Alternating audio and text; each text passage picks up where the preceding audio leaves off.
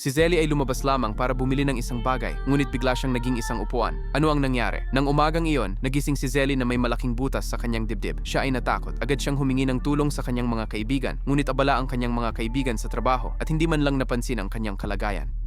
Walang magawa, si Zelly ay nagpasya na pumunta sa ospital mag-isa, pero sa daan, bigla niyang naramdaman ang kakaiba sa kanyang binte, kaya umupo siya sa tabi ng kalsada para magpahinga. Sa kanyang pagkagulat, ang kaliwang binti niya ay naging kahoy na patpat. Agad na tiningnan ni Zelly ang kanyang dibdib at natuklasan na mas lumaki pa ang butas. Siya ay natakot. Agad siyang tumayo at tumakbo patungo sa ospital.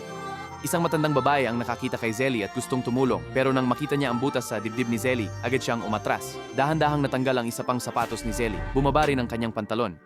Your rounds rahexums, and yung baswell, the mismago, and your end round section sure ay unti-unti drawing sa kapuan. Haming daw sa siyang malay, tulak ni Zelly ang tsariyang sarili pasulong, ngunit sa huli ay hindi na niya kinaya at tuluyang naninaisang kapuan. Nang gabing siyon, natagpuan siya ng isang lalaki at dinala siya pauwi. Simula noon, tuwing pumapasok sa trabaho ang lalaki, bumabalik si Zelly sa anyong tao para linisin ang bahay para sa kanya. Habang nagtatrabaho ang lalaki, tahimik niya itong pinagmamasdan.